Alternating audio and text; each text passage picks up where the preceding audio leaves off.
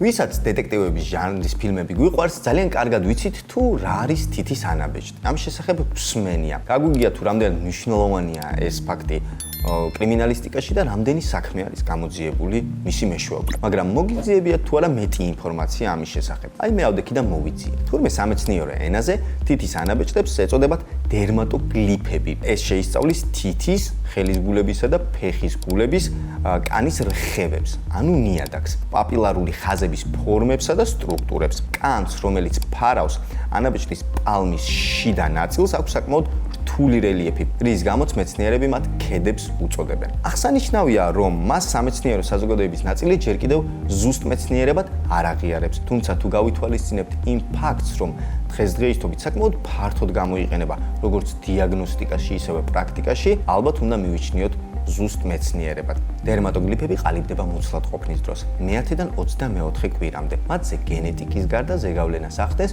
მუცლის შიდა გარემო. თითოეული ადამიანის ანაბეჭდი არის უნიკალური, იდენტური ტყუპების შემთხვევაშიც კი. და ისიც უნდა აღვნიშნოთ, რომ სიცოცხლის ბოლომდე თითის ანაბეჭდი არ გვეცვლება. თუ რა თქმა უნდა, თითის ზედაპირს არ დავიზიანებთ. დერმატოგლიფიკის მეშვეობით შესაძლებელია ზოგიერთ გენეტიკურ დაავადებაში ეჭვის შეტანა. გამარჯობა, მე გუგა ვარ და ეს პაციენტის მე-7 ვიზიტია. თითის ანაბეჭდებზე ინფორმაციის მოძიების დროს ასევე გავეცანი ხელის გულების, ზოლების ანატომიურ თავისებურებებს. ალბათ თქვენს გაუჩერები ხართ, ოდესმე ქუჩაში ბოშა ქალს და შემოუთავაზებია თქვენთვის წინასწარმეტყველება ხელის გულზე დახედვით. რაოდენ გასაკვირიც არ უნდა იყოს ადამიანებს ამის უძველესი დროიდან სჯერათ. ამას ეწოდება ქირომანტია. მეცნიერულად კი ხელის გულის ზოლებს პალმარის ხაზებს უწოდებენ. მათი ანატომიური ფუნქცია ხელს უწყობს კანის მოხრას, ხელის მტევნის, თითების მოძრაობას და ისინი იცავენ კანს ზედმეტი დაჭიმისგან და ზრდის მოქნილობას, რა თქმა უნდა. როგორც თითის ანაბეჭდი, პალმარის ხაზებიც, რა თქმა უნდა, სიცოცხლის ბოლომდე არ გვეცვლება. ისინი ყალიბდება მაშინ, როდესაც ჯერ კიდევ ნაყოფი მუცლად ყოფნის დროს არის. მე-12 კვირიდან, როდესაც იწყება ხელის მოძრაობები მუცელში. პალმარის ხაზებს მეცნიერები იყენებენ ფართოდ. გენეტიკოსები და პედიატრებიც კი ხშირად ანომალიების შეფასებისთვის იყენებენ მათ ადამიანის განვითარების საწყისი ეტაპის დაკვირვების დროს. პალმარული ხაზები ჩვეულებრივ სამ ძირითად ხაზად იყოფა.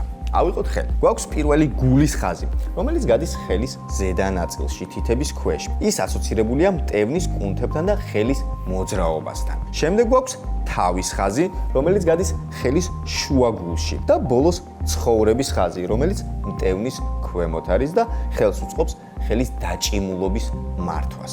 ასევე არსებობს სპეციალური ხაზოვანი ფორმები და გენეტიკა. მაგალითად, სინგულარული ტრავერსალური პალმარის ხაზი. უფრო მარტივად რომ ავხსნათ, ეს არის შემთხვევა, როდესაც გულისა და თავის ხაზები ერთიანდება და ორი გაწყვეტილი ხაზის მაგივრად გვაქვს ერთი უწყვეტი ხაზი. ესეთი შემთხვევა შეიძლება 30 ადამიანში ერთს მოუვიდეს, მაგრამ ზოგ შემთხვევაში შეიძლება მეცნიერებმა ისინი დააკავშირონ გარკვეულ დაავადებებს, როგორიც არის დაუნის სინდრომი, ტრიზომია 13 ან ტრიზომია 18 და კათრეთელ დეფექტები. და ბოლოს, რა თქმა უნდა აღვნიშნოთ, რომ მეცნიერები ხაზს უსვამენ, რომ არც ერთი ხელის გულის ხაზი არ წინასწარმეტყველებს ადამიანის ბედს, იღბალს ან მის სიყვარულს.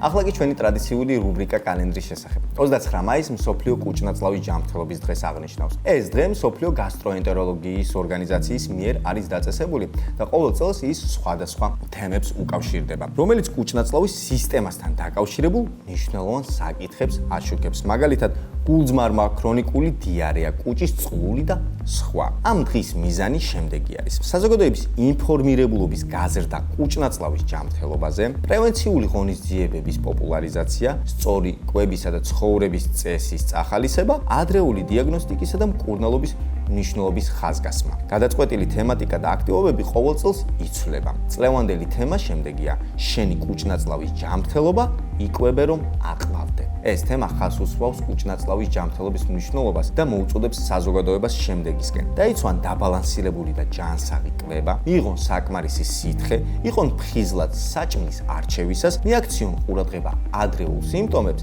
და გაიარონ დროული დიაგნოსტიკა. მსოფლიო გასტროენტეროლოგიის ორგანიზაცია ამ თემით ცდილობს გააძლიეროს საზოგადოებრივი ცნობიერება კუჭ-ნაწლავის დაავადებების პრევენციისა და ადრეული დიაგნოსტიკის მნიშვნელობაზე. განსაკუთრებული ყურადღება ეთმობა ცხოვრების ჯანსაღ წესს, რაც ხელს უწყობს საერთო კეთილდღეობას.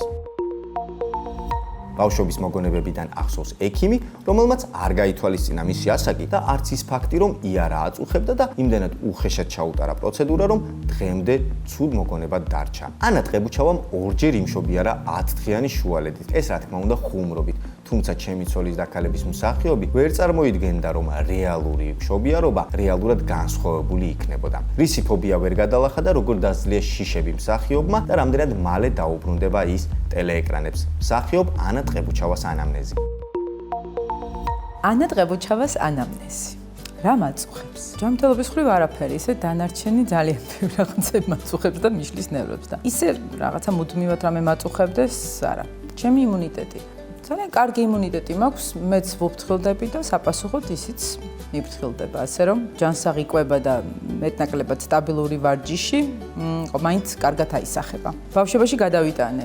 ხო, ეს რაღაცა ეგრეთ წოდებული, რაღაცა ყბაყურები, ისინი ესენის ბატონები გადატანილი მაქვს. ახალწელს მქონდა, მე მგონი ჩუტყვავილა მე და ჩემ ძმას და რაღაცა სისულელები და მოეტანათ ფერადები, რომ კარგ ხასიათზე ყოფილიყავი და ბუშტები და ისინი. მე უკვე იცით ასაკში ვიყავი, რომ ბუშტებიც აღარ მერგო და მარტო მუწუკები შემრჩა და ივერთობოდი, იმიტომ რომ მე და ჩემი ძმა ორივე მახინჯები ვიყავით და ძალიან გვიხარდა და თან ეს ტომიჯერიში დაწიწკულები და მწვანე ზილიონკებს რო ეძახდნენ, აი ეს. მაცმევდნენ ძმრიან ნასკებს, ხო, ეს ღმერთო ჩემრები ყვა გადატანილი, კიდე კარგად ვართ. ან მე მგონი იმიტომ ვართ კარგად და ეგენი რა ყვა გადატანილი. უფრო უარეს გეტყვით, აბაშაში მდინარეზე დავდიოდით ხოლმე და მე ვფიქრობ, რომ ზემდამარტყა, რა ვიცი, ესეთი სიცხე მქონდა, ან ვირუსი მქონდა, რა მნიშვნელობა. და მახსოვს, რომ რაღაცა ბევრი ხალხი მოდიოდა, იმ ნახველები, ეთყობა ესეთი მაღალი სიცხე მქონდა და თავზე მე დო კომბოსტოს ფურცელი და შეკორული, აი ნამდვილი მეგრელი კაპასკალივით და არ მიწევდა სიცხე და რაღაცა მე მგონი ანალგინის დამალევინეს და დიმედროლის დამალევინეს და ზუსტად მახსოვს, რომ მამა ჩემს ვესაუბრებოდი, ველაპარაკებოდი რაღაცას მოკლედ როგორ ხარ, რაღაცა მეფერებოდი და მეუბნებოდი, რომ მამა მეთქი ძალიან დიდი რაღაცები გადავს თავზე და ძალიან არ მომწონს თქო და ბოდავდი თურმე სიცხისგან და იმას კიდე გული უსკუდებოდა, რომ ბავშვი ჭკუიდან შეიშალაო. მომიტეხია. არაფერი და არც ვაპირებ. ვიმიზეზებდი ავადყოფნას? არ ვიმიზეზებდი. საერთოდ არ მჭირდებოდა ხო ბავშვები რაღაცებზე იტყუებიან ხოლმე. სკოლაში რო არ წავიდნენ და მე ისედაც ძალიან მაინც არ ვაცდენდი დავდიოდი სკოლაში და ძალიან გვიან მივხვდი, რომ სკოლის გაცდენა შეიძლება უბრალოდ მშობელს და უთხრა იცი დღეს არ წავალ. ერთხელ უბრალოდ როგორ მოხდა არ ვიცი. ჩემს მეგობარს გავყევი და ისე გვიან შემოვრჩი, არ ვაპირებდი ესე გვიან შემორჩენას. მოკლედ ეს მე-4 კლასელი თუ მე-3 კლასელი ბავშვი დილით წასული 8 საათზე ცხლის ნახევარზე მოუბრუნდი სახლში. დედაჩემი რამდენჯერ მოკვდა და გადარჯა. მამა ჩემი თუ მე სადღაც დარბოდა მანქანი და რომ მივედი და ძალიან შემეშდა სანამ მამა ჩემი მოვიდა და ვთქვი და აუყე მე მგონი სიცხე მაქვს, აი მე ძალიან რაღაცა და მახსოვს რომ დავწექი და რომ მოვიდნენ მე ვითომ ისე ცუდად ვიყავი რომ გათიშჩული მეძინა. ცუდად მახსოვს გურიაში რაღაცა ცისტერნაზე თვრებოდით ხოლმე და მე იქიდან ხვდებოდით და აი რა არის ბავშვი აი რო არ ესმის, აი რაღაცა ვერ წეპტება, გაფრთხილება, შიშის ჰორმონი რო არ აქვს რა. აი რამდენჯერ ავედი და დედაჩემი აი ძალიან ბევრჯერ მახსოვს რომ შევწუხდი დედაჩემის თხოვნით რომ რაღაცას დაიზიანებო და დავიზიანე უშველებელი ის ამახ რა ქვია იარა ფეხზე ჩამოვახიე, შემკერეს სადღაც ოზურგეთში, ის კაცი ხაც მახსოვს, იმიტომ რომ მინდოდა რომ აი ძალიან და ის იყო რა ცოტათ მაქონდა და მინდოდა რომ აი ეს თმები მაგრად გამეჩიჩე, იმიტომ რომ ძალიან მატკინა და გარდა ამისა რომ კერავდნენ და ოპერაციას მიკეთებდნენ, რაღაცა ისეთ დამოკიდებულება ქონდა, აი აგდებული, რომ აი ბავშვი ხარ შენ და აუ დედა გავიდეს და აი გარდა ფიზიკური ტკივილისა ძალიან შეურაცხყოფლად ვიგრძენი თავი და უსამართლოდ რა 6 წლის ბავშვი რო კიდე ოპერაციას უკეთებდა, კიდე დედა რომ უნდა გავიდეს. თუ კი ვინმე ესე იქცევით, ცუდი ექიმები ხართ რა. იცოდეთ, პირველ რიგში ექიმი უნდა იყოს ადამიანი და მას უნდა ესმოდეს გოწფელად. მესმის რომ ეს ძნელია, მაშინ აიჩეთ სხვა პროფესია. ემოციური ვარ და ვფეთქდები. სულ მინდა ხოლმე აი რაღაცნაირად ლამაზი ქალები რო დასხდებიან და ესე რომ ძალიან ნელა რომ საუბრობენ, დაიჭერენ თავიანთ დროს. ხდები, მე შევიარჩევი ცუდად ხდები. აღმოჩნდა რომ გიდიც არ შემიძლია, იმიტომ რომ ვერ ვსმენდი თხას სხვას, იმიტომ რომ ძალიან ემოციური ვარ და ძალიან ხშირად ხმამაღლა მინდა ემოციების გამოხატვა. მიმართავს ფსიქოლოგისთვის, არ მიმართავს ჩემთვის, ბავშვებისთვის მიმართავს და ვცდილობ ხოლმე რომ რაღაცა რომ გავიგებ რაღაცები, რომ გარშემო ხდება ხოლმე ცუდი რაღაცები და სულ მეშინია რომ რაღაცები არ გამომჩნდეს და რაღაცა პერიოდულად მივდივართ ხოლმე როგორც ოჯახი, ბავშვების, აი ამ კომპიუტერზე დამოკიდებულების, თინეიჯერობის დაწყების და პირველი იყო უძილობის გამო, რომ კარგად დაგველაგებინა იქ ვინ როგორ უნდა რა დროს დაიძინოს. COVID-19 ჩემს ცხოვრებაში. ისე თვითონ თავად COVID ესეთი შიშა რა არ ვარ. სუდად მახსოვს რამდენიმე ღამე, იმიტომ რომ რაღაც მამაჩემის ოპერაცია დაემთხვა. ჩემ ქმარს COVID-ი ქონდა, ჩემი ქმრის ბებია საავადმყოფოში იყო, მოკლედ ძალიან ცუდი იყო რა. ერთი-ორი ღამე იყო, რომ ყველანაირი ზარი მახსოვს, რაც კი შემოვიდა და მახსოვს რა ხდებოდა, მთელი ღამე გავათენე, საშინელი სტრესი გადავიტანე. მე რო დამემართა, მაშინაც მე და ბავშვები ვიყავით ერთად, ჩემი ქმარი მივლინებაში იყო და მე და ჩემი შვილს გვაშრებოდა ეს სველი ნაჭრები შუბლზე, იმიტომ რომ ძალიან ცუდად ვიყავით და აი მახსოვს რომ ჩემი შვილს თქვა დედა ეს რა ჯოჯოხეთი ყოფილა, რა საშინელება ყოფილა. უფრო ნენეზე გადართული ვიყავი და მაშინ ყველაზე მეტად მივხვდი რომ სხვაზე ზრუნვა არის ერთ-ერთი ყველაზე ძლიერი გადამრჩენელი ადამიანის, იმიტომ რომ შენ ვერ ყვდები, როდესაც სხვას უნდა უშველო და განსაკუთრებით ოჯახის წევრს და შვილს ხო საერთოდ. ხშირად დავდივარ ექიმებთან. არ დავდივარ ხშირად ექიმებთან, როცა საჭიროა, მაშინ დავდივარ, რომ ანუ გადავიმოწმო, როგორც ანალიზები, ასევე კიდევ ყოველდღე დაზღვევა მაქვს და თავისთავად რაღაც ერთ პერიოდი რო ვეწეოდი, ხშირად ვიღებდი რენტგენს, აი ამ ბოლო მოვლენებთან და რო დამაჯერი მე ძალიან მინერვიულე, ძალიან მეწყინა და გადავწყვიტე რომ ეტყობა მაინც რაღაცნაირად კი ისე უყურებდი, არ მეჯერა და ცოტა აბსურდი იყო, მაგრამ ზოგადად ამ მოვლენებზე ისე მინერვიულე რომ რაღაც პერიოდი გულის ჭვალვა დამეწყო და მე გადავწყვიტე რომ ეს რაღაცა ქრონიკული დაავადებები, რომელიც ცოტა გენეტიკური იყო, თავიდაბოლომდე გამომეკვლიე. ხო, და პროფილაქტიკური ანალიზები, ხო, აუცილებლად მეც და ბავშვებსაც. მარტივად ვიმშობიარე. ხო, გამიგია ეს ფრაზა და ძალიან მიგყვირს. მე ვერ ვიმშობიარე მარტივად. ყველაფერი იყო სერიალი.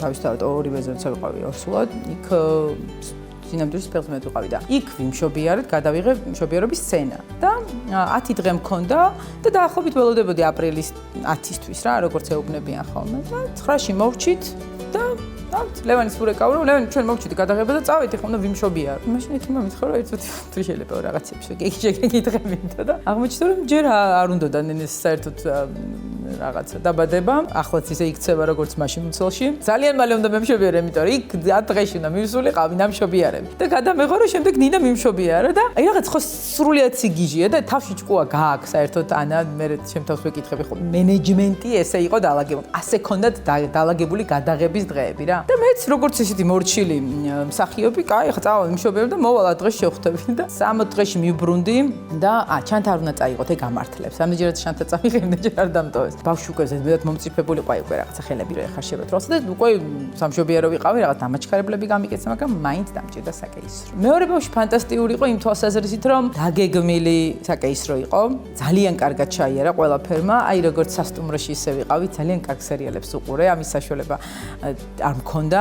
თაიაც შესანიშნავად იქცეოდა. საკეისროს რაც შეეხება, იცი რა, ფსიქოლოგიურად იყო ძალიან რთული, იმიტომ რომ მე რო გამოვედი ისედაც ხო რაღაცნაირად მაშინ არაულები ვართ ქალები და მით უმეტეს გადაღლილი და გამოუძინებელი ქალები და ხაზინად ისე ტიროდი, რომ აი რანაირად არ ვივარგე, რომ ვიმშობიარე, თქვა ესეთი რაღაცაზე მეტირებოდა მახსოვს. შვიდად ვიყავ, შვიდად ყველაფერი კარგად იყო და არც მიფიქრია, რომ რამე გართულება იყო საკეისრო, მაგრამ მახსოვს სულ რაღაცა კაკუნის ხმა მახსოვდა, სანამ აი გავითიშებოდი და აღმოჩნდა, რომ თურმე მე ვკანკალებდი და ჩემი ბეჭედი ერტყმებოდა იმას რა ქვია, რასაც ვიწექი ამ რაღაცა საკაცებზე.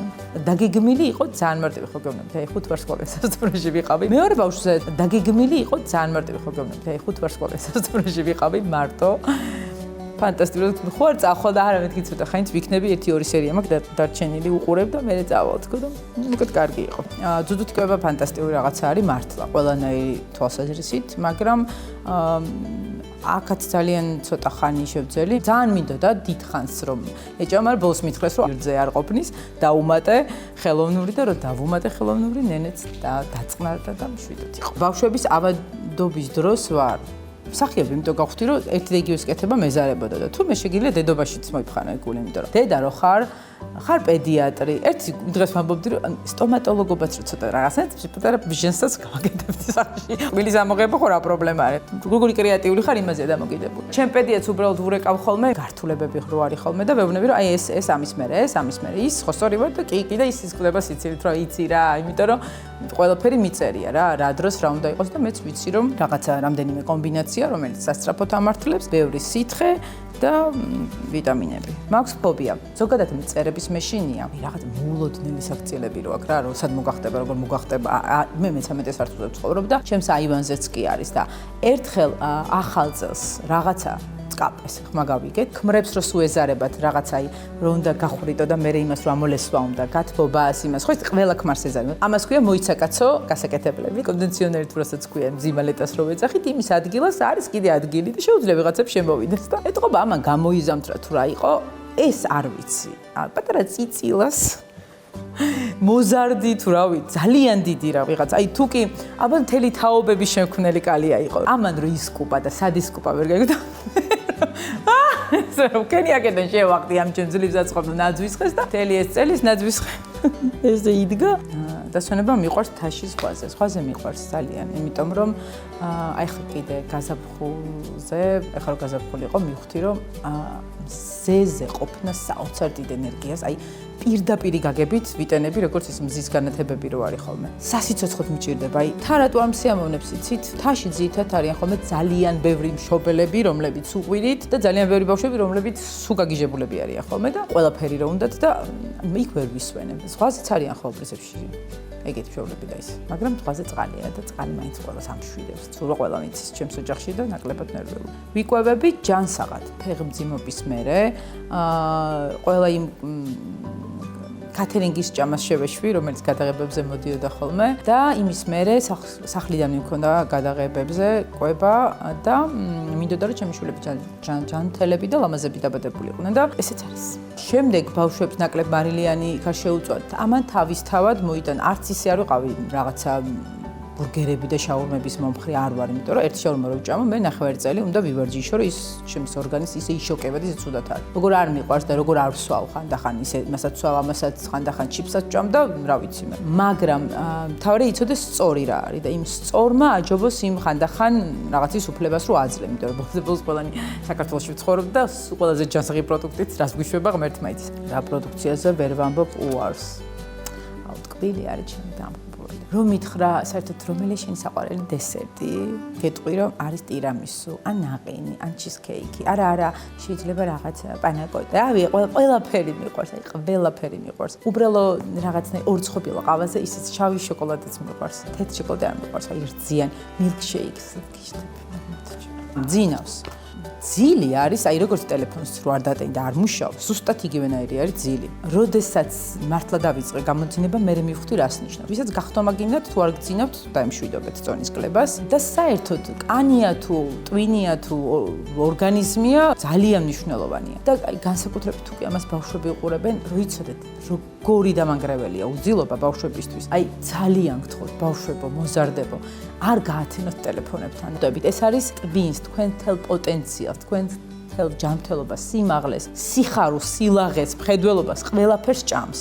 ალკოჰოლს რაც შეეხება, მიყვარს ძალიან ღვინო, თეთრი ღვინო, წითელიც, თუმცა წითელს ბევრს ვერ დალევ, ამიტომ თეთრი და ძალიან ბევრნაირი კარგი ღვინო გვაქვს სახლში ყოველთვის და საერთოდ დღეს საქართველოში ღვინო აღარ არის პრობლემა, იმიტომ რომ ყველანაირი ფასის ღვინო არსებობს, რომ შეგიძლია ისიამოვნო დღეში ერთხელ. ყოფილა მომენტები, რომ მართლა დააფასებ და მხოლოდ და მხოლოდ ღვინო რო გწყურია ხოლმე, ეგეთი მომენტებიც გქონია, იმიტომ რომ სასწაულია. ლუდიც ძალიან მიყვარს. მიყვარს რაღაცა კოქტეილები და ტეკილა მიყვარს ძალიან. სხვა შორის კარგი ჭაჭაც მიყვარს და საკმაოდ ბევრი ჭაჭის დალევა შემეძლო, როდესაც შემეძლო მეორე დღეს მეძინა. მეშინია და მემართოს სიმაღლიდან გადმოვარდეს მეშინია ხოლმე ამსიავნებს რაღაცა სიზმაში მესიზმრება რომ ძალიან დიდ კიბეზე ვარ ასული რაღაცნაირი მისაყუდებელი კიბეები რო არის და მე ამ კიბებზე ვიღაცამ ხელი კრა და მე მოვდივარ და მე მეღვიძება და ამის ძალიან მეშინია საერთოდ რიც მეშინო და ხო არის რაღაცა დახრჩობის რო ეშინია და რო წარმოვიდგინე სასწრაფო წავიდე ცურვა ვისწავლე რომ ანუ მაქსიმალურად ვჭებეცადე რომ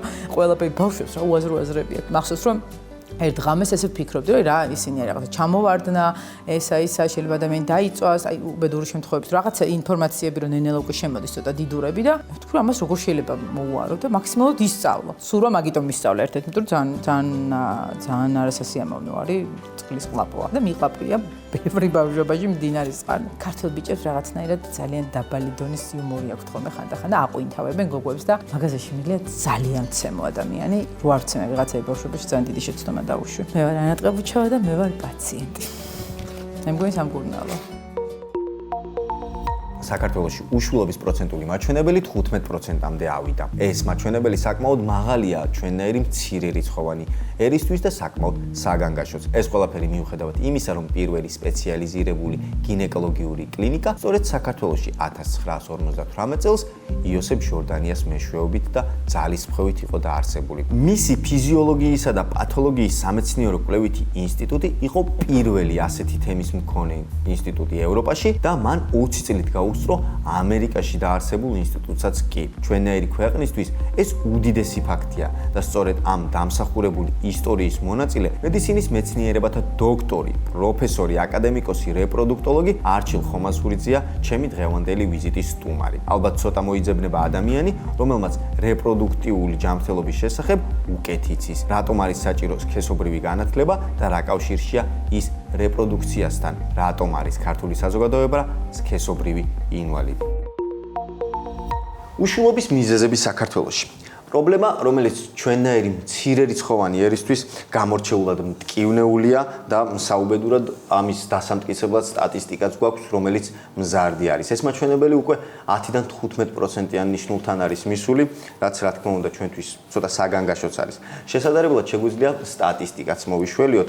მაგალითად 2024 წელს საქართველოში დაიბადა 39483 ბავშვი. 10 წლის წინ კი 2014 წელს ეს მაჩვენებელი იყო 60335 ბავშვი. უშვილობის პრობლემა მსოფლიო ჯანდაცვის სისტემის პრობლემაა, ისევ როგორც საქართველოში. მიზეზი ძალიან ბევრი არის. ჩემი დღევანდელი სტუმარი გამორჩეული არა მარტო იმით, რომ ამ სფეროში თითქმის 50 წლიანი სტაჟი აქვს, არამედ ერთ-ერთი პირველია, ვინც დანერგა ინვიტრო განაყოფიერება საქართველოში, ასევე ლაპარასკოპიული ოპერაციები, ხელი შეუწყო კონტრაცეპტივების დამკვიდრებას. არჩილ ხომასურიძე, მედიცინის მეცნიერებათა დოქტორი, პროფესორი, აკადემიკოსი, რეპროდუქტოლოგი, პროფესორ ჟორდანიას და პროფესორ ხომასურიძის რეპროდუქტოლოგიის ინსტიტუტის გენერალური დირექტორი, ჯანმრთელობის მსოფლიო ორგანიზაციის ყოფილი ექსპერტი, თბილისის სახელმწიფო უნივერსიტეტის რეპროდუქტოლოგიისა და მეანგინეკოლოგიის დეპარტამენტის ხელმძღვანელი. მადლობა ბატონო არჩილ, რომ გამონახეთ დრო, თქვენ საკმაოდ დაკავებული ბრძანდებით, თქვენ იმხელა საქმეს უძღვებით წინ, რომ კიდევ ერთხელ აღნიშნავ, რომ ძალიან დიდი მადლობა. თქვენ 50 წელი ამ სფეროში ხართ, 60 უკვე. მე რო დავიწყე ამ საკითხზე ფიქრი, პირველი რა იდეაც გამიჩნდა თავში, რომ თქვენთვის ალბათ ძალიან რთული იყო ამ გზის განმავლობაში, აი იმ დოგმების, სტერეოტიპების, იმ სირთულეების გადალახვა, რაც ჩვენ სოციუმში სუფევს, იმიტომ რომ დღემდე რატომღაც რეპროდუქციასთან დაკავშირებული პრობლემები ან სექსოლოგიასთან დაკავშირებული პრობლემები საკმაოდ ტაბუდადებული არის სოციუმში. საჩათირო დასრულებით დაუმსახურებლად. და მე 40 წელია ჟორდანიას ინსტიტუტის დირექტორი ვარ და ჟორდანიას ინსტიტუტმა არა ერთ-ერთი მონაწილეა საქართველოში აბორტების დამარცხებისა, ერთადერთია. აგრეთვე რაც თქვენ ჩამოთვალეთ ლაპარასკოპიის დაარსება, კონტრაცეფციის დაარსება, ესეც ესე ჟორდანიას ინსტიტუტი და კოლექტივი მისი. ჩემთან ჩათვლით ესე აგრეთვე არის ერთადერთი. და კიდე მრავალი სხვა. ეს არ შემიძლია არ თქვა, იმიტომ რომ ეს არის ესე იგი ჩემი ცხოვრების მთავარი სიამაყე. ის შედეგი, რომელიც ესე იგი მიღებული აქვს ჟორდანიას ინსტიტუტს. თავარი იდეოლოგი, რომელსაც გავხდათ იოსებ ჟორდანია, რომელმაც პირველად მსოფლიო ისტორიაში დაარსა ამ პროფილის საავადმყოფო პირველად მსოფლიოში. შემდეგ კი მსგავსი საავადმყოფო გაიხსნა ნორფოლკში, ამერიკაში 21 წლის შემდეგ, ასე რომ მან თავის ეპოქას გაუსწრო. 4 წელი დასალდა მხოლოდ რომ თავის იდეოლოგია რაღაცა გაეკეთებია, მე დაიღუპა. მე ჩემმა თანამშრომლებმა მე მისი იდეოლოგიის განხორციელება მოახსენეთ. რაც თქვით, აი იმაში შედის ეს ყველაფერი. უშვილობა, სქესობრივი მოშლილობანი, არა მარტო მამაკაცებში, არამედ კიდევ არასად არის მდგომარე ქალებში, სამწუხაროდ, როგორც თქვით, ტაბუგადადებული და სამწუხაროდ საჩოთირო საკითხებია, სრულიად დაუმსახურებელი. ძალიან მტკივნეული საკითხია და ძალიან ჭირდება ეს არა მარტო ჯანმრთელობას, ქალისა და მამაკაცის, არამედ მთელი ჩვენი საზოგადოების არსებობას. ჩვენ ვართ ჩვენი საზოგადოება. არა მარტო საქართველოს, სხვადასხვა ამიერკავკასიის ფაქტიურად სქესობრივი ინვალიდები, განსაკუთრებით ქალები, აგრეთვე მამაკაცები. და ამას აქვს თავის ახსნა განმარტება და არსებობს აგრეთვე გამოსავალიც. სქესობრივი ფუნქციის განხორციელება არის ადამიანის ერთ-ერთი მთავარი უფლება. როგორც de facto ფაქტობრივად, ასე de iure.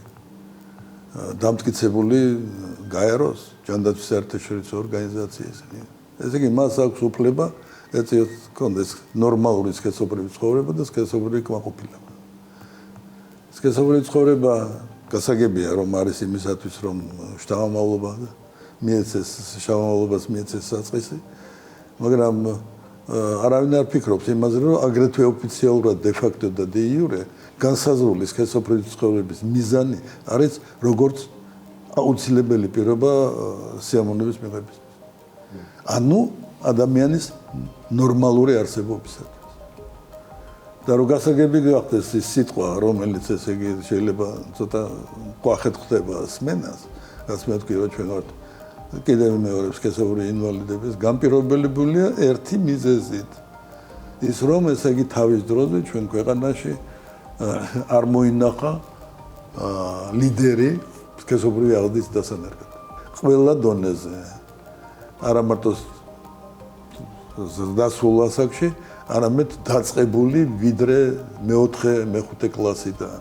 ჯერჯერობით ეს ჩვენთან არ არსებობს. სამწუხაროდ შედეგად გვაქვს ის, რაც გვაქვს მაგალითს მოგიყვანთ. ჩვენ ქალებში, ქალებზე მაქვს ძირითადად აქცენტი, იმიტომ რომ სქესობრივი ფუნქციის განხორციელება, ორგაზმის განხორციელება მამაკაცებში ფიზიოლოგია ესეთი შედარებით ადვილი ვიტყოდი და მიახლოვებული პრიმიტიულთან ფენომენია.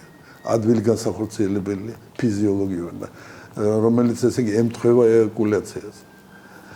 და ქალებში ეს არის ეგრეთ წოდებული ცენტრალური წარმოშობის. ეს არის ფუნქცია, რომელსაც ახორციელებს ცენტრალური ტვინი, ცენტრალური ნერვიული სისტემა, რომელიც გაცილებით რთულია. და ამ რგოლზე თუ არ არის შესაბამისი ფაქიზი, ძალიან ფაქიზი ზემოქმედება, სავალალო შედეგები გვაქვს. კერძოდ ის ქართველ ქალებს და არა მარტო ქართველს ამიერკავკასიელ. ანორგაზმია აღენიშნება ჩვენ შევისწავლეთ და სხვებმა შეისწავლეთ 60%. ამგვარად დიდი ციფრი. თითქმის 60% ცოტა გადავამეტ, მაგრამ ძალიან ახლოს არის. მაშინ, როდესაც სკანდინავიის ქვეყნებში ქალები სრულად არაფერი და განსაკუთრებით არ გამოირჩევიან, ქერები არიან მხოლოდ და შედარებით ესე იგი ფიზიოლოგიური გამოვლინებები. ეს პროცენტი არ აღემატება 25-ს. რაც შეეხება ლიბიდოს, ლიბიდო ეს არის ქართულად ითარგმნება რომ სქესობრივი ლტოლვა. ლტოლვაც კი არა აქვს თითქმის ნახევარ ყველა მეორე ჩვენ ქალს. მიზეზი დამნაშავეები კი არ არიან. სოდოები არიან. იმიტომ რომ არ ქონდათ თავის დროზე სქესობრივი აღზრდა, არაფერი ერთი სიტყვა არ იცოდნენ. სქესობრივი ცხოვრება დაიწყეს მაგალითად 15 წლის ასაკში მაგალითი მომყავს. შიშის ქვეშ. რომ ვინმე არ გაიგოს. რომ ორსულობა არ მოხდეს ამის შემდეგ. რომ არ დაემართოს სქესობრივი გზით გარდამავალი დაავადებები. აი ამ შიშის კი ამას ემატება ტკივილი, სისხლის დენა. აი რა შთაბეჭდილება უნდა დარჩეს 15 წლის გოგოს ამის შემდეგ. და ვიღებთ იმას, რაც გვაქვს ერთ-ერთი მაგალითია ახსნა განმარტების. კავშირი ესე იგი რეპროდუქციასთანაც გვაქვს, როდესაც არის სექსუალური დისფუნქცია, ან იგივე ანორგაზმი ან სხვა სიმპტომი. დიახ. ეგრე არის რეპროდუქტოლოგიური ნაწილი სქესობრივი მოშლილობისა. რა თქმა უნდა არის რეპროდუქტოლოგიური, რომელშიც თავარ როლს თამაშობენ ჰორმონები. ჰორმონალური რეგულაცია. ეხლა შეიძლება თქვენ პატრიცემულ მაყურებელს წარმოიდგინეთ შეკითხვა, თუ ესები კარგები ხარ ჯორდან ესენსზე ამდენი ხანი რატო არ მოუარეთ ამ საქმეს. ეხლა ყველაფერს ვერ მოვუარეთ. ჩვენ მოვუარეთ აბორტს, ჩვენ გავხადეთ ხირურგია გაჭრის გარეშე, ჩვენ გავაკეთეთ შევქმნით პირველი სინჯარის ბავშვი საქართველოში. 25 წლის წინ და ეხლა 15000 მიაღწია სინჯარიდან დაბადებულმა ბავშვებმა. ჩვენ შევქმნით მამაკაცების რეპროდუქტოლოგია, ანდროლოგია, საკმარისია, ყველაფერს ვერ ავუვედით. ამასობაში მე დავბერდი და ეხლა უყურებ ჩვენ მოწაფეები რა სიზამენ. კიდევ ერთხელ რომ ეხლა ჩავშალოთ ეს თემა. თქვენ არაერთხელ აღნიშნეთ ტერმინი განათლების მიცემა და სქესობრივი განათლება. ის რაც რატომღაც ძალიან ბევრის გონებაში სულ სხვანაირად არის ხოლმე დანახული. პირველ რიგში რა ხსნათ რას ნიშნავს სწორად მიუცეთ განათლება სქესობრივი ახალგაზრდას. განვითარებულ ქვეყნებში, ძირითადად ევროპის და ჩრდილოეთ ამერიკის უკვე დიდი გამოცდილება არსებობს და დანერგილია. და სახეზე გვაქვს ფაქტები. თუ როგორ არის მათი და მაგალითი მე მოგიყვანეთ რამხელა განსხვავება ჩვენ იგივე ქალებსა და მამაკაცებს. მამაკაცებში დიდი განსხვავება არ არის, იმიტომ რომ გითხარით რატომ შედარებით ფუნქცია არის მიახლოებული პრიმიტიული. ესე პრიმიტიული ადამიანში არაფერი არ შეიძლება იყოს, მაგრამ ნუ შედარებით. ამ ეს გამოცდილება გვიჩვენებს, რომ იქ სადაც იმ ქვეყნებში სადაც სქესობრივი განათლება რაც შეიძლება ადრე იწყება, მაგრამ ისე კი არა რომ ფეხს რო იდგამს ბავშვი მაშინა დაუწყოთ ამაზე ლაპარაკი და დედას და მამას მაგივრად ესე იგი სქესობრივი ახდის რაღაც სიტყვები ვასწავლო. აი მაშინ როდესაც ესე იგი ბუნება კარნახობს და იწყება სქესობრივი მომწიფება გოგონებში უფრო ადრე დაახლოებით 9 წლის ასაკიდან ვიდრე ბიჭებში. ბიჭებში იწყება 10-11 წლის ასაკიდან. მაშინ უკვე უნდა იყოს ესე იგი მისი განათლების დონე მზად შეგნების დონეც მზად იმისათვის რომ სწორედ გაიგოს თუ რატომ გოგონას ეზდება მკერდი. რატომ ბიჭუნას უჩდება თმიანობა. რატომ გაუხშირდა ერექცია. ერექცია ყოველთვის მოდის, პატარა ბავშვებსაც აქვს. მაგრამ ეს არის ესეთი გაუგებარი მათთვის. ეს უკვე დაკავშირებულია სქესობრივ ინტერესთან. ისინი უკვე ინჩენენ ინტერესს, სქესობრივ ინტერესს მოწინააღმდეგე სქესის. ბუნებრივი პროცესია, მაგრამ ჩუმად არიან, რა თქმა უნდა, ეშინიათ ამაზე. მათ უნდა იცოდნენ, რომ ეს არის ნორმალური ან არანორმალური, თუ კი ადრე მოხდა და სწორედ ამას ასწავლებს თანამედროვე სექსოლოგია, რომლის გამოცდილება არსებობს და რომლის გადმოღება საქართველოში და ჩვენნაირ ქვეყნებში აბსოლუტურად აუცილებელია. ეს არის სწორედ გამოსავალი. მხოლოდ ეს არ უნდა მოხდეს ვულგარულად. იმიტომ რომ ჩვენი საზოგადოება ვერ გაიგებს ამას სწორედ. არ არის მომზადებული ჯერ რომ სწორედ აგიქვას აი ამ ბუნებრივი პროცესის აუცილებლობა, რომელიც საქართველოში ჯერჯერობით არ არსებობს. ამისათვის საჭირო არის, რომ ჩვენი წინადადება იყოს სხვათა შორის. შევადგინეთ გეგმა, სქესობრივი მოშლილობასთან ბრძოლისა და წარუდგინეთ ჯორდანიას ინსტიტუტმა 30 წლის წინ. პირველ რიგში გაგვიშვეს განათლების სამინისტროში. პრინციპი ესე იყო, რომ ჩვენ წინადადებას ვიძლეოდით ესეც, რომ უნდა გადმოვიღოთ დასავლური გამოცდილება, მაგრამ ძალიან ფრთხილად. კერძოდ რა, აი ეს რაც წერია იმათ გამოცდილებაში, უნდა ვასწავლოთ, დავიწყოთ ისეთ კონტინგენტში, რომელიც ამ მასალის მისაღებად და სწორედ გასაგებად უკვე მზად არის. კერძოდ რა, სამედიცინო ინსტიტუტის მე-5-მე-6 კურსის სტუდენტები, მე ყველაფერი იციან. რა არის ორგაზმი, რა არის სქესობრივი ორგანოები, შიდა, გარეთა და ყველაფერი დღესთვის არის ესენი საჭირო, მაგრამ როგორ გამოიყენონ, მან და მაინც არ იციან. აი განათლება ჩვენ წინადადება იყო, რომ დავიწყოთ მათი განათლება იმ მეთოდით, რომელიც არსებობს დანიაში ან შვეიცარიაში. და მასწავლოთ და შევხედოთ. დაინახავს ოჯახი, დაინახავს საზოგადოება, დაინახავს თუ როგორ მოეწონება თვითონ, დაინახავს ამას ეკლესია შეაფასებს. თუ კი ესე იგი მივედით ყველა ერთიდან წლამდე, რომ ეს მართლა კარგია და საჭირო, გადმოვიტანოთ მე ვასწავლოთ მე-3-მე-4 კურსის სამედიცინო ინსტიტუტის სტუდენტებს. ესე ნელა-ნელა ჩამოვარდ, დამთავრდება მედიკოსები და გადავიდეთ მე არამედიკოსებთან და მე-5 კურსის არამედიკოს სტუდენტებს, ახალგაზრდებს, ვისაც ყველაზე მეტად ჭირდება ეს. ასე გაივლის ესე იგი ზოგიერთი გვეუბნება რა ასე ბატონო გაივლის 25 წელი სანამ მე გადავიდეთ სკოლაში მე-11-მე-12 კლასში და მე ჩამოვარდ მე ხო გესმით არა გავა 25 წელი. რა ჩვენ პასუხობთ რომ დანიაში სანამ ეს შემოიღეს, ამას დაჭირდა 150 წელი. მაგრამ იმათ გადმოცდილება ჩვენ თუ გამოვიღებთ, ამას აღარ ჭირდება უკეთ. მოვახერხებ 25 წელი, აი გამოსავალ. მივიტანეთ განათლების სამინისტროში, იმის მერე დავითვალე 25 მინისტრი გამოიცვალა და ჩვენი წინადადება გაქრა და ვართ იქ, სადაც ვართ. სქესობრივი ინვალიდები. დაუშვათ არ გვაქვს ეს საერთო სისტემა რაღაცა განათლების მიწოდების, მაგრამ აი ინდივიდუალურად გვინდა მშობლებს, რომ ეს პრობლემა გადაულახოთ. ეს ლიტერატურა თუ არიან, სად შეიძლება მოვიძიოთ, ინტერნეტი დავიხმაროთ, ბიბლიოთეკაში წავიდეთ, რა ვქნათ? რეპროდუქტოლოგიური სახელმძღვანელო ჩემ დასავალალოდ. ჩემი მუშაობის ერთ-ერთი მთავარი აღნიში გახლავთ ის, რომ აი ვერ მოვიცალე ამდენი ხნის განმავლობაში, რომ დამეწერა სახელმძღვანელო რეპროდუქტოლოგიისა. ვერ მოვიცალე. ძალიან დიდი მინუსია და დანაშაული აღმერთის წინაშე რომ ეს არ გავაკეთე. ძალიან ნანობ. ნუ ვერ მოვიცალე. უშვილობის კურნალობისა და დიაგნოსტიკის და კურნალობის თანამედროვე მეთოდები ყველაფერი დანერგილია საქართველოში. ჩვენი კლინიკები ყველაფერს აკეთებენ იმას, რასაც ლონდონში და პარიზში, რეპროდუქტოლოგიის კლინიკები. 40 წლის წინათ საქართველოში ერთი ინსტიტუტი იყო მარტო. ეხლა ერთი 25 ის არის ცენტრი რეპროდუქციული ჯანმრთელობის.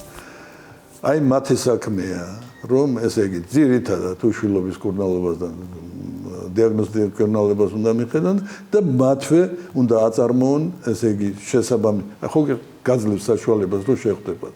კონდეს კონტაქტი. ყოველთვის მოიტანს სქესობრივ საუბარი მოიტანს აუცილებლად სქესობრივ ცხოვრებას შეეხო.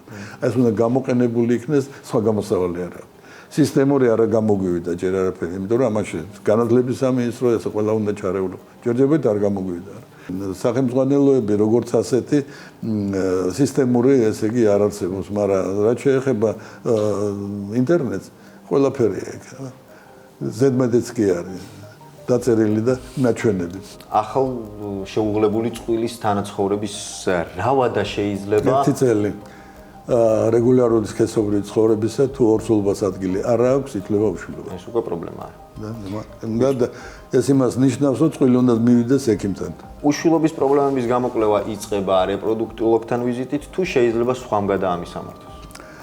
სასურველია რეპროდუქტოლოგი იყოს, იმიტომ რომ განხორციელება რეპროდუქციული ფუნქციისა და ორსულობა და მშობიარობა, რამაც სქესობრივი ფუნქციის იმედად პაკეზია, ჯობია ძალიან მცოდნე ექიმმა და საკმაოდ კვალიფიცირებულმა ექიმმა ფსიქოლოგმა რეპროდუქტოლოგმა გააკეთოს. მაგრამ იმისაც ახლა რეპროდუქტოლოგები კი მოვრავლდით ამ ბოლო დროს და კარგად არა ამ ხრივ საქმე. მაგრამ ესე მაინც არ არის საკმარისი. ნუ მაშინ ესე იგი ეს საქმე არის პირველ რიგში გინეკოლოგის. მაგრამ გინეკოლოგს თავის მნიშვნელობით არ ჩამოვარდება ანდროლოგია. ანდროლოგია არის მამაკაცთა გინეკოლოგია. რატომღაც ესე იგი წლების განმავლობაში სანამ ჩვენ არ მივაქციეთ ყურადღება, სრულიად უპატრონო იყო. აი რაც გააკეთა ჟორდანი ერთ-ერთ ინსტიტუტმა ეს ის იყო, რომ ეხლა სრულიად ლეგალურია მამაკაცების გინეკოლოგია, რომელიც ანდროლოგია ეწოდება. ისეთივე საყურადღებო, ისეთივე ფაქიზია სხვათა შორის, როგორც ქალის იგივე სფერო. ყველაზე ხშირი მიზეზები ჩვენ სოციუმში რა შეიძლება იყოს? იყო და რჩება სქესობრივი გზით გარდამავალი ინფექციები. ასე იყო 50 წლისგან 70 წლის წინათ, ასე იყო და ესეც რჩება სქესობრივი გზით გარდამავალი დაავადებები არის გონორეა, ტრიქომონიაზი, გარდენელოზი, ისე რომ ვთქვათ, ყველანაირი ინფექცია ვირუსული გადადის სქესობრივი გზით და იწვევს ანთებას. იყო და რჩება პირველ ადგილზე ყველაზე ხშირი მიზეზი უშვილობის არის სქესობრივი გზით გარდამავალი ინფექციები, რომელიც ჩვენ დასავალალოდ მიმდინარეობს ფარულად. და პაციენტი ვერაფერს შივილები არა განსაკუთრებით მამაკაცები და არ მიდიან ექიმთან. რატო უნდა მივიდე არაფერი არ მაწუხებს. და ძალიან ხშირად ესე იგი აღმოვაჩენთ ხოლმე რომ მოვა უკვე უშვილობის გამო ძირითადად ქალი ჩვენთან და აღმოვაჩენთ რომ მილები გაუვალი აქვს ქალის მილები აქვს ფალობის მილები აქვს. ის თუ არ არის გამოვალი ის ვერ დაორსულდება. და ვიკვლევ თუ საიდან წარმოიშვა აღმოჩნდება რომ 3, 4, 5 წლის წინათ რაღაცა ქონდა გადატანილი. არ მიაქცია ყურადღება მამაკაცს სქესობრივი პარტნიორი საერთოდ არაფერი არ აწუხებდა. ან კიდე ისიც არ არის გამორიცხული რომ არაერთი სქესობრივი პარტნიორი ყავდეს ხომ და შეიძლება დაბნეულიც იყოს. და შედეგად ვიღებს იმას რომ ქალებში ვითარდება მილების გაუვალობა უშვილობა. მამაკაცებში არის ეკვივალენტი ქალის მილების გამოვლისა თეს გამოსატანი ბაგირაკები ქვია. იგივე იხშობა ანთების გამო და მამაკაცი ხდება უშვილო. მამაკაცებში ამას გარდა ანთების გარდა ნახევრად ანთებითი პროცესის იწვევს უშვილობას თუ კი მას გადატანილი აქვს ვირუსული დაავადება, რომელსაც ყვაყურა. აი ყვაყურა თუ გადატანილი სხვადასხვა ნებისმიერ ასაკში ძალიან ხშირია რომ საერთოდ სპერმა არ აქვს ასეთ მამაკაცს. ძალიან ხშირი არავინ არ იცის რა მექანიზმი. ეჭვია რომ ეს არის აგრეთვე ვირუსული ანთებითი პროცესი. არა საინტერესო. მეორე ადგილზე არის, ესე იგი ჩვენ მეკითხებით, პირველზე არის ესა, მეორე ადგილზე არის ენდოკრინული მოშლილობა, განსაკუთრებით ქალებში. ჰორმონების მოშლილება, სქესობრივი ორგანოების და მათი ჰორმონების არასწორი ფუნქციონირება. მერე მამას მოყვება ზემდეთი სიმსუქნე, ჩვენთან გონია რომ ეს თუ დიდი ღიპი ადევს და 5 ლიტრ ღვინოსავს ის მაგარია, ნურას უკაცრავად ის არის ძალიან სუსტია. და კიდე ხანდახან მე ხუმრობ ხოლმე და ბოხი ხმით რო ლაპარაკობს გონია ეს თავი რაღაც.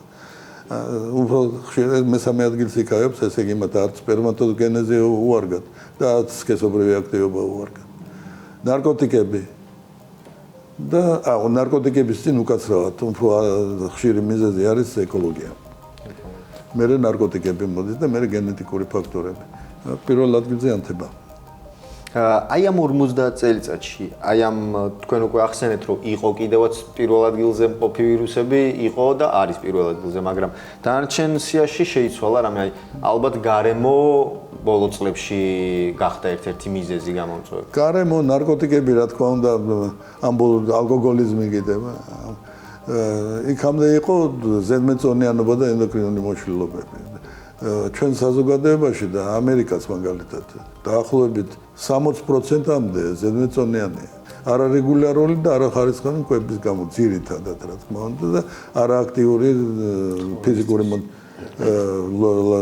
მობილობის გამო. მაგრამ თავარი უბედურება კიდევ მეორე არის ეს ანთებითი პროცესები, რომელსაც ესე იგი კურნალობის ძალიან ხშირად ელიტარული მეთოდი ინვიტრო განაყოფიერება ჭირდება, რომელიც არის ელიტარული და ძალიან ძვირად ღირებული სამწუხაროდ. ჯერჯერობით ვერ გავაიაფეთ. სახელმწიფო არ გვეხმარება. არ ეხმარება პაციენტებს. სამწუხაროდ საუბედუროდ არა მხოლოდ სახელმწიფო, კერძო დაზღვევებიც კი რეპროდუქციულ მედიკამენტებს, მკურნალობას არ აფინანსებენ, ესე ვთქვათ, არ შედის მათ სერვისში. ჩვენ გამოვირჩევით ანაქრონიზმით.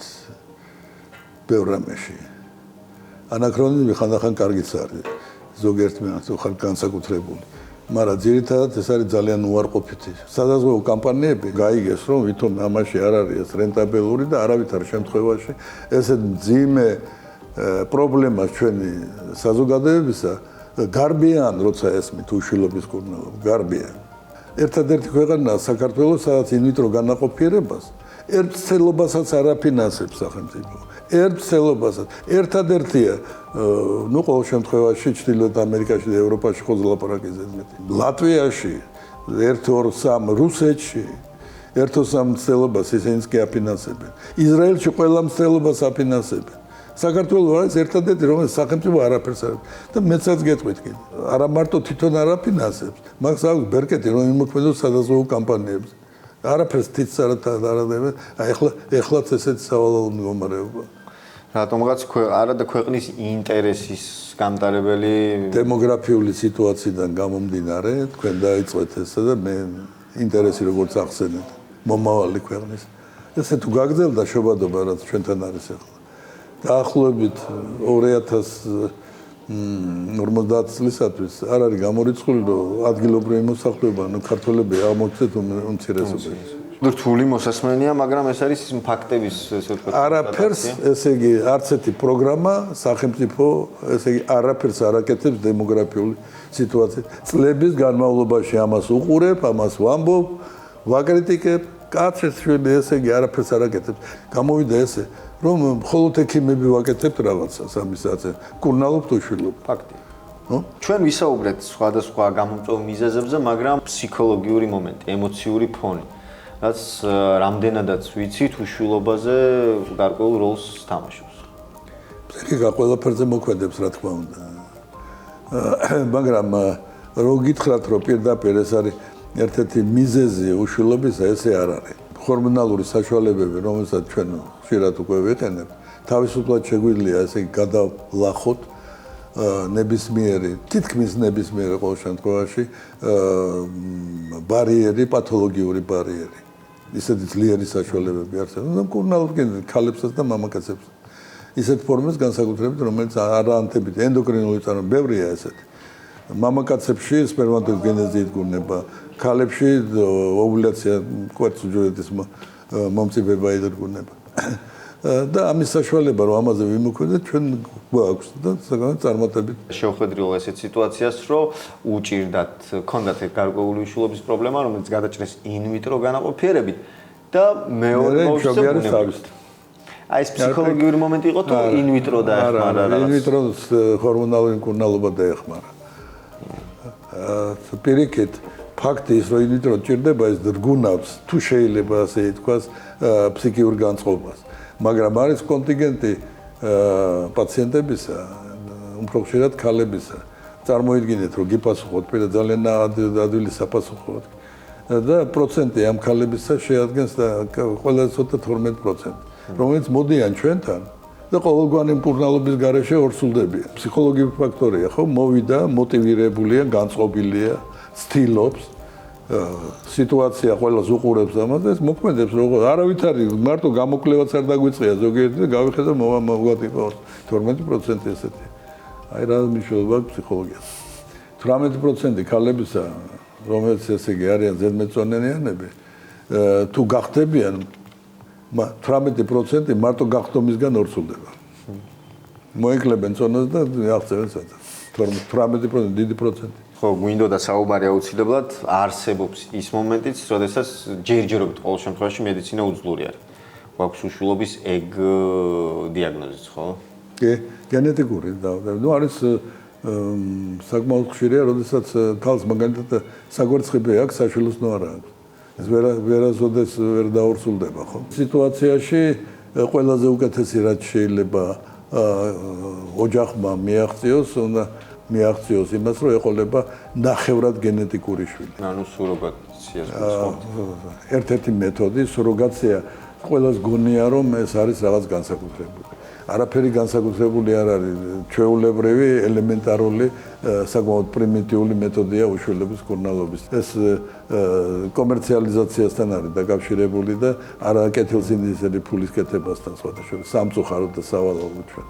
რა თქმა უნდა სამედიცინო თვალსაზრისით გამართლებულია თუ მათ სურვილი აქვს. კი ბატონო. კიდევ ერთი რამ რაც ძალიან მაინტერესებდა, როდესაც გავიგე თქვენი სტაჟი, არის ის თუ როგორ შეიცვალნენ პაციენტები.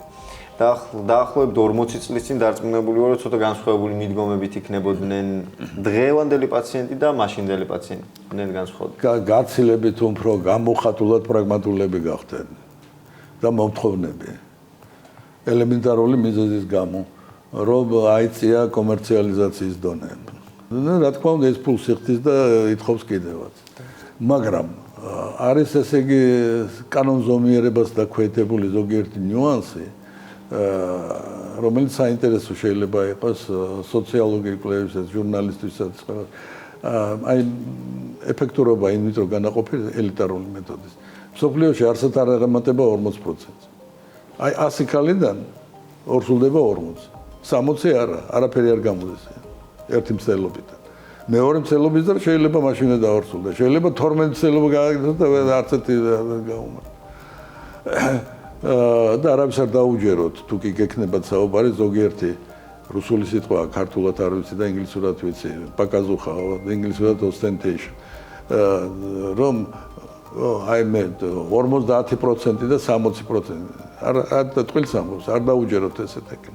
ყველა დიდი პროცენტი, აი ყველაზე უკეთეს კლინიკაში მსოფლიოში არის ეფექტურობა ელიტარული მეთოდი 40%. ეხლა არის ჩამოვიდა 37-36-მდე. აი შემეკითხეთ როგორ შეიცვალა კონტინგენტი. ალბათ გიკვირთ რატომ და შეიძლება ვერც მივხვდეთ. თავარი მიზეზი ამის ის არის რომ პაციენტები, ძირითადად ქალები გვიან მიდიან ექიმთან. იმას სამუშაო, ოჯახი, ისეთი საერთო ოჯახი აგებენ და როცა უკვე აღმოჩნდებიან 37 წლის, მაშინ მიდიან და 38 წლის. ესე იგი ხანში შესული პირველად მოშობი არებიანი. რა თქმა უნდა, ეფექტურობამ დაიწია. კარგი რამ აღნიშნეთ კიდევ ასაკთან მიმართებაში და აი ასაკის ნაწილი როგორ არის პირველი ორსულობისთვის ქალის შემთხვევაში 30-ზე ვიტყობნა დღესდღეობით ძალიან ხშირი არის და აი 30 წლამდე უმეტესობა ესეთია. უმეტესად კარგია ეს ქალი. არ არის კარგი, არც ქალისთვის არის კარგი, იმიტომ რომ გართულებებს აქვს დადგება ორსულობრივი მშობიარობა. სხვათა შორის განსაკუთრებით დასანანია ის, რომ ქალის ორგანიზმი უფრო ადრე ბერდება. რეპროდუქციული ფუნქცია ოფიციალურად მთავრდება 49 წლის ასაკში და მამაკაცს განაყოფილებს უნარიანობა გაცილებით დიდ ხანს, მაგრამ სპერმის საქმე ცუდად არის ეკოლოგიის გამო. ახალგაზრდებში. ისე შეგვიძლია გავყოთ ხალბატონებში უფრო ხშირი არის ეს პრობლემები ჩვენს უციმში ყოველთვის. უშვილობა? უშვილობა არა. ბუნება მინება ესე რომ 40%-ში უშვილო ქორწინებაში დამნაშავეა ქალი, 40%-ში დამნაშავეა მამაკაცი და 20%-ში დარჩება ორივე. ანუ ყველაფერი ბუნება თანაფრად. განაზრებით. და ჩვენი გადაცემის ბოლო კითხვა ტრადიციული გახდა უკვე რატომ გადაწყვეტეთ ბატონ არჩილ ექიმობა? დავიბადე ექიმად. მე არც მახსოვს ჩემი თავი, მახსოვს დაახლოებით 2.5 წლის 3 წლის რო ვიყავი და რო ამოვაჩინე და რაც მახსოვს, ესე იგი ეს ქონდა თავზე ეს ჩაფხუტი და ხარული და ჯვარი მქონდა. და სამედიცინო ჩანთას ვატარებდი, სადღაც ესე იგი ვიღაცა შემშობლები არ იყვნენ ექიმები. ხო და ესე იგი დავიბადე ექიმად და როცა მეკითხებიან რომ ახლა რომ დაიბადო როგორ გაევლინეს ცხოვრებას, ესე იგი ზუსტად ისევე გაევლინე, ზუსტად ექიმად და ზუსტად ამ მიმართულებით რეპროდუქტოლოგია. და კიდევ ერთი კითხვა, როგორი პაციენტი ბრძანდებით? მე როგორც ექიმს მომწონს ესე იგი სამკურნალოდ. აი ესეთი ვარ ზუსტად დისციპლინირებული, ყველაფრის შემსრულებელი, ექიმთან ესე იგი როცა ვარ, მე ექიმი აღარ ვარ. იმას ვასრულებს სწორედ იმას, კი ვიცი რა არის კარგი და რა არის ცუდი. მაგრამ როცა ექიმი არ აყვავს, კი შემიძლია მივიღო გადაწყვეტილება, მაგრამ თუ კი მაქვს საშუალება, ყოველთვის ვასრულებ იმის რეკომენდაციას, რაც არ უნდა დიდი პროფესორი ვიყო, არა, მაინც ესე იგი ყოველთვის ექიმი და მე მყავს კარდიოლოგი, მე მყავს გასტროენტეროლოგი, უროლოგი და ასე შემდეგ და ყველაფერს ვასრულებ. ანუ ექიმი პაციენტისათვის უნდა იყოს თითქმის წმინდანის დონეზე.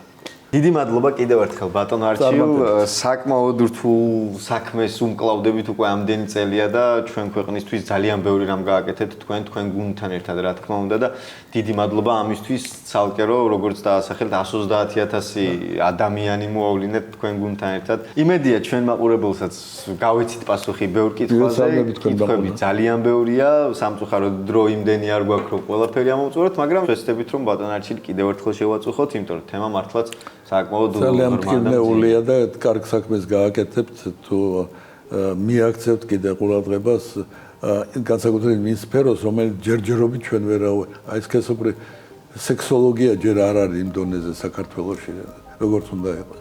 უშვილობის კურნალობა გამართული და სექსოლოგია მაგალითად. კიდევ ერთხელ დიდი მადლობა. მადლობა თქვენ.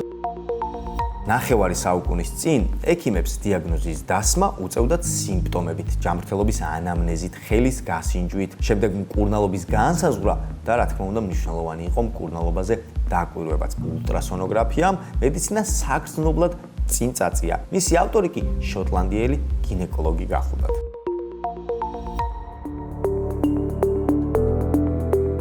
ზოგმა თქვენგანმა უკვე იცით, რომ ჩვენ აქ ორი პატარა ადამიანი გვიზის და საკმაოდ მნიშვნელოვან ექოზე მოვედით, იმიტომ რომ გვაქვს საკმაოდ დიდი ამბები წინ გასარკვევი და მოდით შევიჭრიდოთ ყველამ ერთად და თან გავიგოთ რა შვება ულტრაბგერითი გამოკვლევა, რა ინფორმაციას გვაწვდის ის ჩვენ მშობლებს და რა ინფორმაციას აწვდის ის რა თქმა უნდა ექიმებს. ნაყოფის ეკოსკოპია, იგივე ნაყოფის ულტრასონოგრაფია. არაინვაზიური უსაფრთხო და უაღრესად მნიშვნელოვანი კვლევა ორსულობის პერიოდში. აპარატი იყენებს ულტრაბგერით ტალღებს ნაყოფის გამოსახულების მისაღებად. ამ ტექნოლოგიით ექიმებს შეუძლიათ დააკვირდნენ, როგორ იზრდება და ვითარდება ბავშვი დედის საშვილოსნოში, შეაფასონ მისი ზომა, მოძრაობები, ორგანოების მდგომარეობა და საჭიროების შემთხვევაში დროულად აღმოაჩინონ პათოლოგიები. საუკუნეების განმავლობაში ადამიანებისთვის აბსოლუტური საიდუმლო იყო ის, თუ როგორ ვითარდება ნაყოფი დედის საშვილოსნოში, მხოლოდ ხელის გასინჯვით და დედის სიმპტომების მდგომარეობით მართავდნენ. 1958 წელს რეალობა სრულიად შეიცვალა, როცა მსოფლიომ ორსული ქალის მუცლად მყოფი ნაყოფის პირველი გამოსახულება იხილა. გამოქვეყნებული სტატია მსოფლიოს მოედო, იდეის ავტორი კი შოტლანდიელი გინეკოლოგი იან დონალდსი იყო. 50-იან წლებში ექიმმა ინჟინერთან ტომ ბრაუნთან ერთად დაიწყო მუშაობა აპარატზე, რომელმაც სამედიცინო სფერო ნამდვილად შეცვალა. დანადგარის შექმნის იდეის ინსპირაცია კი გაგიკვირდება და მეორე მსოფლიო ომის დროს წყალქვეშა ნავების დანადგარის სონარის აპარატიდან გაჩნდა. სიტყვა სონარი Sound Navigation and Ranging ნიშნავს ხმოვან ნავიგაციას და დისტანციის გაზღვას. მოწყობილობას საზღვაო ნავიგაციაში სამხედრო დანიშნულებით დღემდე იყენებენ. იან დონალდსმა და ტომ ბრაუნმა სონარის აპარატი მოარგეს ადამიანის ორგანიზმს და შექმნეს ულტრასონოგრაფიის აპარატი. მას შემდეგ აპარატი დაიხვეწა და ამ დროისთვის ის წარმოადგენს სამედიცინო გამოკვლევების ერთ-ერთ ყველაზე სანდო და უტყუარ წყაროს. თუ მის მიმართ ნდობის მოპოვებას რამდენიმე ათეული წელი დასჭირდა, დღეს ის უკვე სავალდებულო კვლევების ნუსხაშია ყველა ორსული ქალის შემთხვევაში. ნაყოფის ეკოსკოპია გამოიყენება ორსულობის დასადასტურებლად და ზუსტი ვადების განსასაზღვრად, ანომალიების სკრინინგის, ნაყოფის ანატომიის დეტალურად შესაფასებლად, ნაყოფის ზრდის პოზიციისა და სისხლის მიმოქცევის შესაფასებლად, ზომის, გულისცემის, პოზიციის დასადგენად. 12 კვირამდე პირველი ტრიმესტრი არის ყველაზე მნიშვნელოვანი, როცა ნაყოფის ნერვული სისტემა ყალიბდება. პროგრესირებს თუ არა ორსულობა, პროგრესირებას ვნახულობ და მე უკვე 13 კვირაზე, როცა უკვე ჩამოყალიბებულია ორგანოები, ანატომია, ვაფასებთ და მე ზრდაგან ვითარებას ვნახულობთ. გულის საკნებს ვათვალიერებთ, სტრუქტურას ვათვალიერებთ, ქსოვილის, ტვინს ვათვალიერებთ, რაც დაბადების მერე ისევ ეხოსკოპიას შეუძლია რომ შეიჭყიტოს ისიც სანამ ყიფლი ბანდიღია. ანატომიას ვაფასებთ. მანკების სკრინინგის, პლაცენტის და საშვილოსნოს წყლის შესაფასებლად, ტყუპი ან მრავალნაყოფიანი ორსულობის შესაფასებლად. მრავალნაირი ანომალია არსებობს, მრავლობითი ანომალია და მანკი ზოგი არის სიცოცხლესთან შეუთავსებელი და ზოგი არის რომ დაბადების მერე შეგვიძლია გამოვასწოროთ. ნებისმიერი მანკი ან ტვინიდან დაწყებული ორგანოს არარსებობა, გულის მანკი, თითების არარსებობა, ხელის, ფეხის, ძალიან ბევრნაირი ანომალია არსებობს.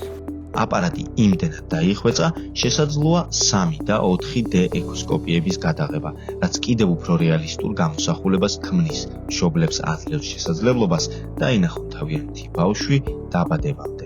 ეკოსკოპიის აპარატმა არა მარტო ორსულების, არამედ კლინიკურ პრაქტიკაშიც დაინერგა და მოიცვა სრულიად სამედიცინო სფერო. ნაყოფის ეკოსკოპია ერთ-ერთი უდიდესი წინგადადგმული ნაბიჯია მედიცინის ისტორიაში. ეს არა მხოლოდ ეხმარება ექიმებს დიაგნოსტიკაში, არამედ მშობლებს აძლევს მშვიდად მოლოდინის განცდას. ეს არის ტექნოლოგია, რომელიც აერთიანებს მეცნიერებას, სიცოცხლეს და მომავალს დედის გულისცემასთან ერთად. ჩვენი სტუმრები ბევრ სახალისო და საინტერესო ამბავს გვიყვებიან თავიანთი ჯანმრთელობის შესახებ ჩვენს რუბრიკაში. მართლაც ძალიან აინტერესებთ ადამიანებს თუ როგორ არის მათი სათაყვანო ადამიანების ჯანმრთელობის მდგომარეობა, რადგან ბევრს იმისაც ჯერა რომ ესეთი ადამიანები ცუდად არასოდეს ხდებიან. მაიკლ ჯექსონის ჯანმრთელობა მუდმივად განხილვის საგანი იყო. ჯერ მარტო მისი კანის ფერის სრულიად შეცვლის გამო, შემდეგ მისი სახის ნაკვთების ცვლილების გამო და ბოლოს შოკის მომგვრელი იყო მსოფლიოსთვის ის ფაქტი, რომ მისი სამივე შვილი თეთრკანიანი გაჩნდა. მაგრამ აღმოჩნდა, რომ მხოლოდ ეს პრობლემები არ აწუხებდა. ვინი წინასწარმეტყველა მაიკლ ჯექსონის სიკვდილი და რატომ აწუხებდა მუდმივად შფოთვითი აშლილობები.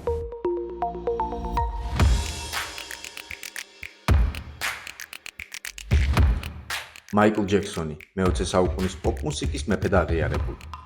მომღერლის შემოქმედება და პირადი ცხოვრება მსოფლიოს ინტერესის საგანი ყოველთვის იყო, მაგრამ გამორჩეულად საინტერესო ყოველთვის რჩებოდა მისი ჯანმრთელობის ისტორია.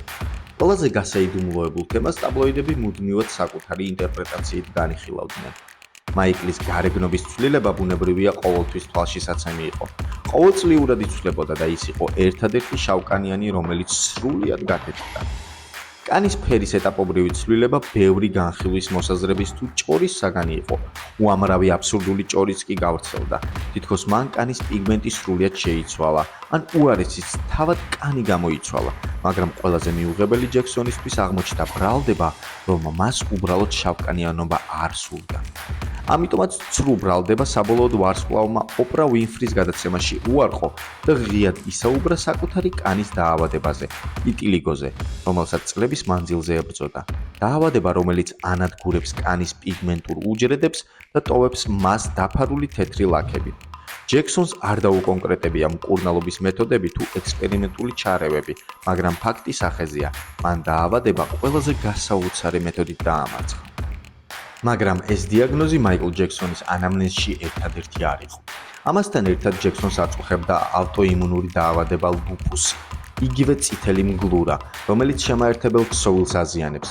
იმუნური სისტემა მტრად აღიქვამს და ებრძვის ორგანიზმს, რომლის ნაწილი თავადაა. დაავადება აზიანებს სახსრებს, კანს, სისხლძარღვებსა და ტვინსაც კი. პლასტიკურ ჩარევებს კი მომღერალი ადრეული ასაკიდან მიმართავდა. არაერთხელ შეიცვალა ცხვირის ფორმა, ასევე დაიწვრილა ნიკაპი და თვალების აკაჩვის პროცედურაც კი ჩაიტარა. მორიგი განხილვის თემა გახდა ცნობილი ძმების ერთ-ერთი ინტერვიუ, სადაც ღიად ისაუბრეს მამის მხრიდან ფსიქოლოგიურ და ფიზიკურ ძალადობაზე. ტაბლოიდების მოსაზრებით ყველაზე უმცროსი ძმა მაიკლი ფსიქოლოგიურად ტრავმირებული ადრეული ასაკიდან იყო და ამიტომ ხშირად მიმართავდა დამამშვიდებელ საშუალებებს, განსაკუთრებით კონცერტებისა და ტურნეების მზადების წინ, როცა ემოციური ფონი მატულობდა. მოგვიანებით გარემოცვადან გაჟონა ინფორმაციამ დამოკიდებულებებზე ტკივილ გამოყუჩებლების მიმართ, მეტიც ვალიუმის, სანაქსისა და ატივანის მოხმარების შესახებ, ასევე მორფინის მსგავსი სინთეზური ნარკოტიკების რეგულარულ მოხმარებაზეც. მუდმივმა მედიკამენტების მოხმარებამ, ოპიოიდებმა, ავტოიმუნურმა და გენეტიკურმა დაავადებებმა ვარსკვლავის ორგანიზმი საკმაოდ ადრეულ ასაკში დაასუსტა. სიკვდილამდე რამდენიმე წლით ადრე ჯანმრთელობის ისტორიას ფილტვების პრობლემები დაერთო, ასევე ღვიძლის გადანერგვის საჭიროებაც დადგა. 2008 წელს ვარსკვლავი გამორჩეულად მძიმედ გამოიყურებოდა. გამხდარი, სუსტი და დეპრესიული იყო. ტაბლოიდებისა და მედიის მოზღვავებული განხილვის საგანი ისიც გახდა, რომ ბრიტანელმა მწერალმა და ჟურნალისტმა, ნიუ-იორკ ტაიმსის ბესტსელერმა ავტორმა იან ჰალპერინმა 2008 წლის დეკემბერში ხმამაღლა განაცხადა, რომ ჯექსონს მხოლოდ 6 თვე სიცოცხლე დარჩა, რომ მას აწუხებდა იშვიათი გენეტიკური დაავადება სახელწოდებით ალფა-1 ანტიტრიფსინის დეფიციტი, რომლის დროსაც დარღვეულია ცილა ალფა-1-ის გამომუშავება, რაც იწვევს ფილტვის ქსოვილის დაშლას. ასევე აწუხებდა ნაწლავებიდან სისხლდენა, მარცხენა თვალი ბრმა იყო და გამუდმებით ფოთვითი შეტევები ჰქონდა. სიკვდილამდე კი ერთი თვით ადრე ვარსკვლავს კანის კიბოსიმსივნური ლაქები კისერსა და სახეზე დაუდგინეს. საბოლოოდ იან ჰალპერინის წინასწარმეტყველება ახდა და 2009 წლის ივნისში მსოფლიომ პოპ-მუსიკის მეფის სიკვდილის ამბავი შეიტყო. გარდაცვალების მიზეზი გულის გაჩერება გახდა, რომელიც გამოიწვია პროპოფოლისა და ბენზოდიაზეპინის ჭარბმა დოზირებამ. ყველაზე გასაიდუმლოებული დღემდე რჩება ჯექსონის შვილების შესახებ ინფორმაცია. მომღერლის სამივე შვილი თეთრკანიანია, რაც მათ მამასთან ბიოლოგიურ კავშირს ეჭქვეშ აყენებს. ეს თემა დღემდე განხილვის საკითხია, თუმცა ყველა ადამიანი, რომელიც ამის შესახებ ინფორმაციას ფლობს, დუმილს ინარჩუნებს. თუ მაიკლ ჯექსონის 50 წლიან ჯანმრთელობის ისტორიას გადავხედავთ, იმ მინიმალური ცოდნის ფონზე, რაც ფართოდ ხელმისაწვდომი აღმოჩნდა, დასკვნა ერთია. მაიკლ ჯექსონის ანამნეზი საკმაოდ მძიმე იყო და ის არაერთ დაავადებას ებრძოდა. და როგორც ყოველთვის ისევ მავიწყდება. გამოიწერეთ ჩვენი გვერდი, რათა გაიგოთ მეტი რამ სამედიცინო სფეროს შესახებ. ჩვენ ვართ როგორც YouTube-ზე, ისევე Facebook-ზე, TikTok-სა და Instagram-ზე. დილით რომ გაიღვიძებ, იფიქრე რა პრივილეგიაა, ცოცხალი ყოფნა, სუნთქვა, ფიქრი, სიამოვნებისა და სიყვარულის უნარი. მარკუს ავრელიუსი. გისურვებთ ჯანმრთელობას. მომავალ ხუთშაბათამდე.